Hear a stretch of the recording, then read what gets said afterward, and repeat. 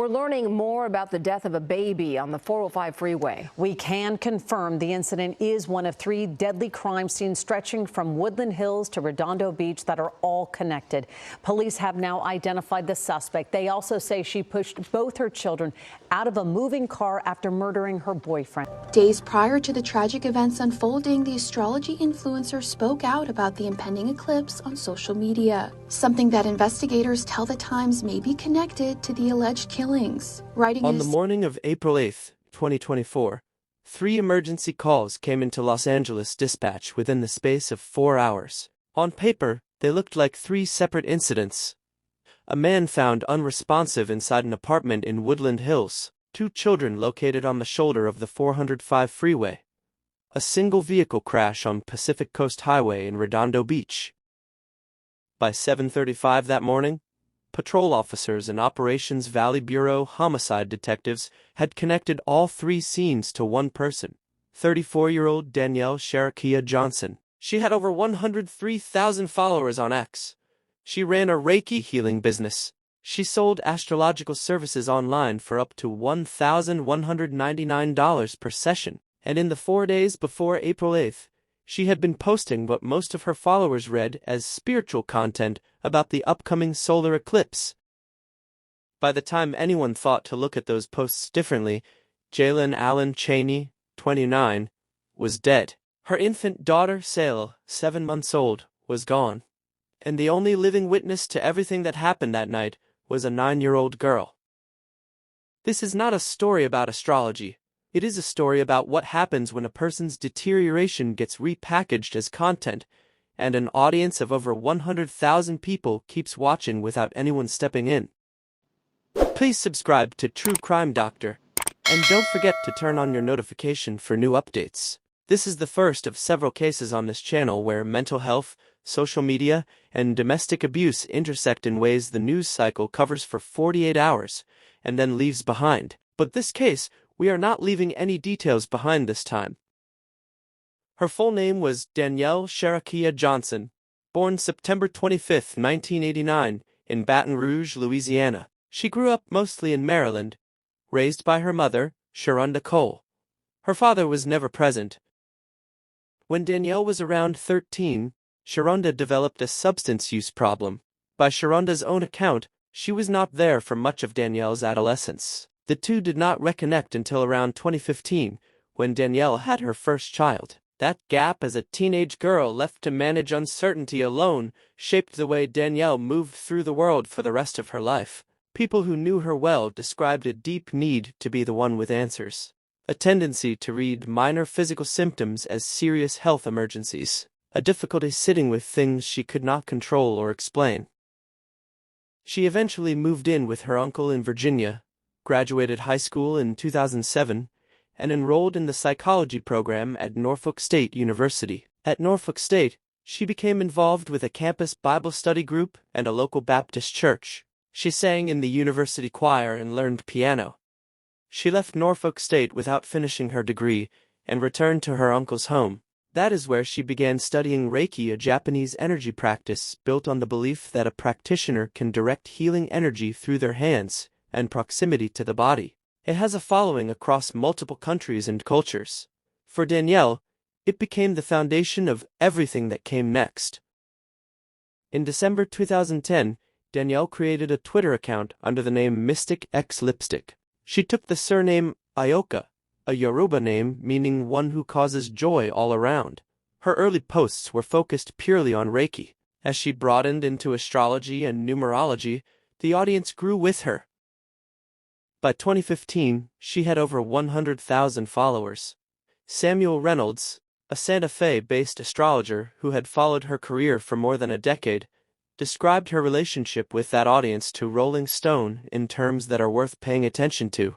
Her followers saw her as a spiritual homegirl, someone who was pretty and fly, and had it all together. She understood all the spiritual things like Reiki, astrology, numerology, kind of like Elizabeth Montgomery from Bewitched, except on Twitter.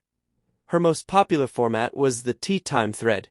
She would pick a zodiac sign and break down its personality traits with a sharp, no-nonsense tone. Hundreds of followers would respond, saying she had described them exactly. This is worth understanding, because it matters to how the whole operation worked. Danielle did not invent it. She was simply very good at deploying it, and her audience trusted her completely because the connection felt personal. In 2016, she repositioned as a full spiritual healer and launched a website. Services ran as high as $1,199 for an individual astrological cleanse and $150 per month for healing audio packages. Her Etsy store, called Rich Girl Magic, recorded over 800 sales and 105 five-star reviews. That same year, Danielle told an interviewer that she came from a line of Native American medicine women on her father's side. The magic was literally in my blood. She had no relationship with her father. No indigenous lineage was ever verified by anyone who knew her or investigated her background. By 2020, Danielle had also built a relationship with Cecil Rice, with whom she had her first child, a daughter who would later become the sole surviving witness to the events of April 8th. That relationship ended, and Danielle moved briefly to New York City's Tribeca neighborhood with a new partner, a novelist and tarot card reader she became engaged to while still legally married to her first husband. She moved with her daughter and her fiancé to Los Angeles in mid-2020 at the height of the pandemic. That fall, she released a music album called Venus under the Ayoka stage name, describing her sound on YouTube as a sleek Alt-R and B sound. The music did not take off. Sean Pierre Marshall, known as Mars, a podcast host and the head of the DEN, an artist collective Danielle briefly joined to promote her work, said, "For a while she was very aggressive with promoting the music. When Maya Johnson came across one of her videos, the change she saw stopped her. She wasn't this sweet, awkward, and goofy person anymore," Maya said. "She had this dark feminine energy. She was just not the same person at all." From 2020 onward, something in Danielle's public output changed in ways that long-term followers noticed but struggled to act on. Alma Sono, who had been an online friend of Danielle's since 2016, described the shift to Rolling Stone with a clarity that is difficult to read in hindsight. She said that since the early days of the pandemic, Danielle's posts began to get darker and darker. She just seemed kind of sad and burnt out. Her account began sharing posts promoting unproven COVID-19 origin theories, anti-Semitic conspiracy content, and apocalyptic messaging from QAnon-adjacent accounts to an audience of over 100,000 people. Some followers assumed it was a phase. Some left, most stayed.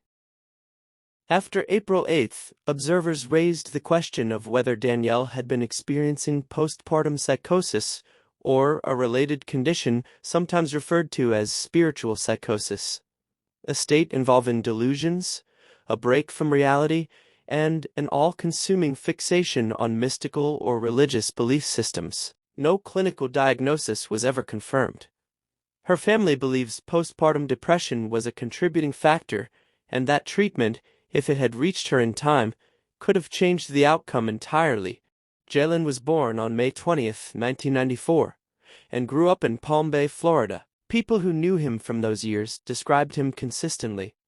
A high school friend told Rolling Stone, "He was the kind of person who made a room feel different when he walked in, someone whose energy was hard to ignore." His mother, Juanita Chirikas, remembered him as a natural storm chaser, always amazed by lightning, always watching YouTube videos of tornadoes, always taking pictures of weather. "He was great at taking pictures," she said. His ex-boyfriend, Chris Mills, met him on a dating app when Jaelen was around 20 years old and had just moved to the Tampa Bay St. Petersburg area with a few friends. Mills told Rolling Stone that the first thing that caught his attention was Jaelen's profile.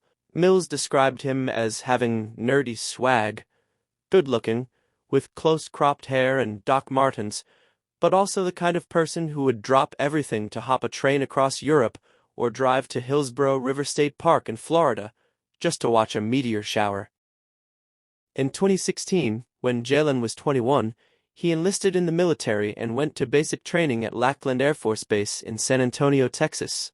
He went on to serve as a senior airman with the 31st Munitions Squadron as an armament technician at Aviano Air Base in northeastern Italy. A U.S. Air Force public record photograph from December 2020 shows him by name, performing a scheduled inspection on weapons equipment at the base.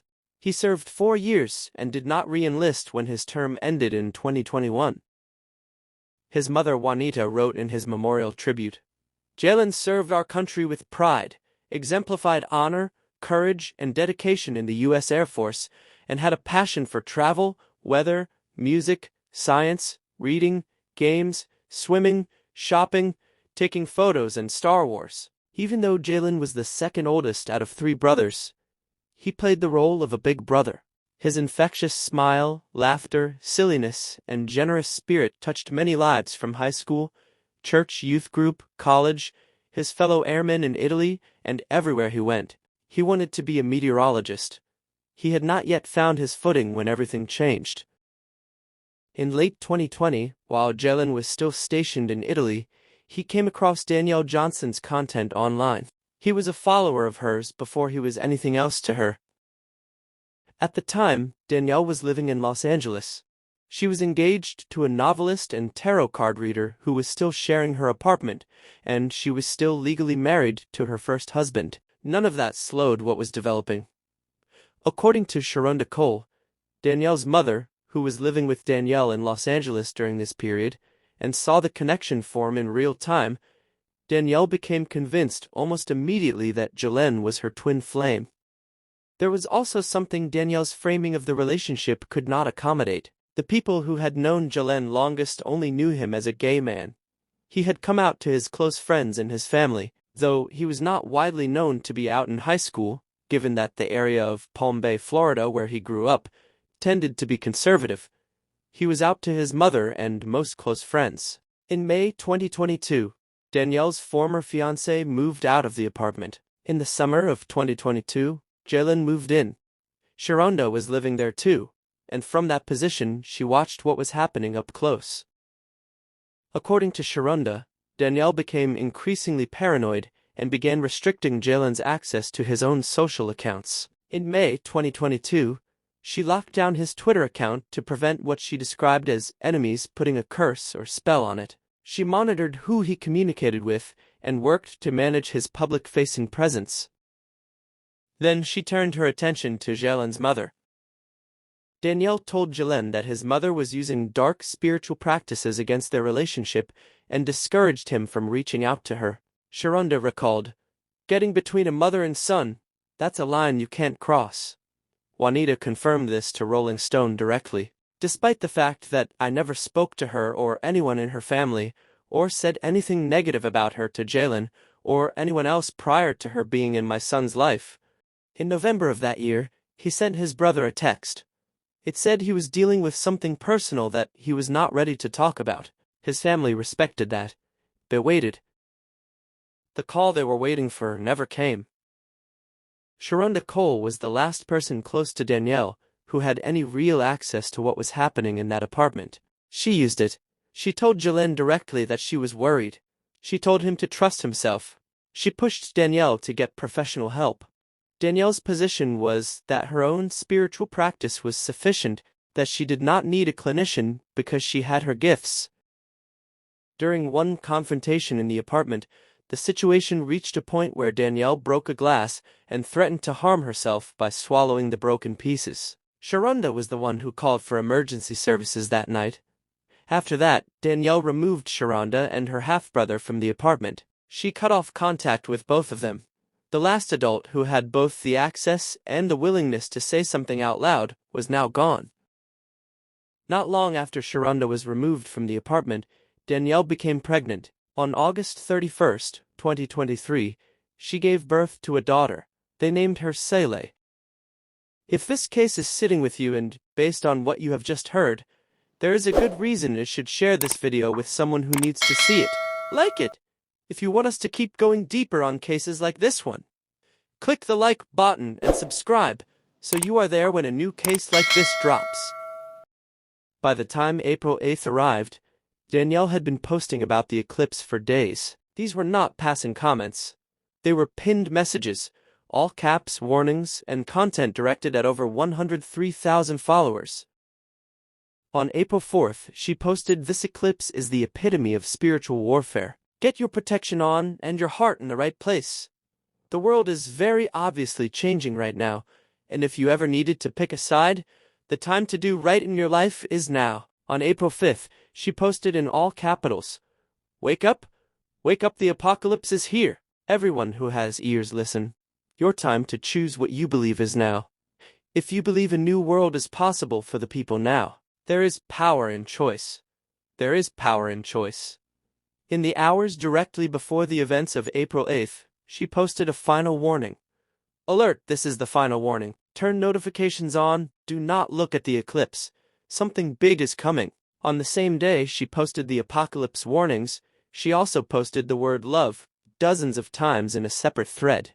Her personal website at the time still offered services including zodiac healing work, an alcohol balancing system, and an aura cleanse. People who saw the warnings read them as content. He typed about it was in all caps, and you could tell by her actions that it wasn't just a ploy to get attention or, drive up her followers or whatever. That is the word that keeps coming up when you talk to people who followed her. Content. The line between a person in real crisis and a person producing dramatic spiritual content had become so blurred over 4 years of escalating posts that nobody in her audience could see the difference anymore. The platform never flagged it. No welfare check was called. Nothing happened. According to the Solé PD, Jaelen and Danielle became involved in a verbal altercation that escalated into Danielle becoming violent, stabbing Jaelen, who succumbed to his injuries at scene. A knife with biological evidence was later recovered from the scene. The altercation in the living room resulted in Jaelen's death. The Los Angeles Times reported that investigators found evidence consistent with Danielle having attempted to move Jaelen's body before returning it to the kitchen area of the apartment, a detail confirmed by the condition of the scene and the blood evidence documented in the hallway. The trail of blood that neighbors would find hours later in the hallway and elevator was consistent with this sequence. The 9-year-old was inside the apartment. She witnessed the stabbing. She is the only person alive who was present for everything that happened in that apartment that night. After that, Danielle took both daughters to her Porsche Cayenne in the parking garage. Surveillance footage from within the complex captured her departing. She rammed the apartment building's garage gate as she drove out rather than stopping to open it. Both girls were sitting in the passenger seat at the time, with the infant in the 9-year-old's lap. The suspect slowed the vehicle and opened the passenger door for her daughter and told her to get out of the car. When the daughter didn't do that, she forcibly pushed her out of the vehicle in the middle of the freeway while moving. As the 9-year-old fell into the middle of the freeway, she injured herself and dropped the infant. And then, in a race to get out of the freeway and not get hit by traffic, the 9-year-old managed to get to the shoulder successfully. California Highway Patrol officers found both girls on the right shoulder of the freeway at around 4:30 a.m. The 9-year-old was transported to UCLA Medical Center with moderate injuries. Good Samaritans on the freeway were the ones who spotted the children and called 911. Danielle drove southwest from the freeway toward Redondo Beach. Witnesses reported a dark Porsche Cayenne traveling at over 100 miles per hour along Pacific Coast Highway before it struck a tree near Vincent Street. Danielle was the sole occupant of the vehicle. She did not survive. The LAPD confirmed it was investigating whether the crash was an apparent suicide. Hours after the freeway incident, a neighbor discovered the blood trail in the hallway outside the apartment and called police. Richard Berglund, who lived next door, went to check and called 911. Their front door was wide open, it was like propped open, and I saw pretty much it was in disarray in there. I mean, the knocked over furniture and blood. Told him it was a 3-story. Emergency responders found Jaelen Allen Chaney, 29 years old, deceased inside the apartment. By that point, the infant had already been pronounced dead on the freeway, and Johnson had already died in Redondo Beach. The last of the 3 scenes was the first one chronologically, and it was the last to be found. It was the 9-year-old who put it all together for police. Dozens of tarot card decks, candles, religious figurines, feathers, altars were all found. As for her 9-year-old daughter, she is healing from the broken bones and so much more. She's in the care of the Department of Children and Family Services. Her father lives out of state, and right now it's unclear if he's actually going to care for her or what will happen. Reporting live in Woodland Hills, I'm Gigi Gracia. Back to you. Oh, my goodness. Gigi, thank you very much. It's one of those stories that you just can't stop thinking about. Doesn't make sense. Nope. Yeah.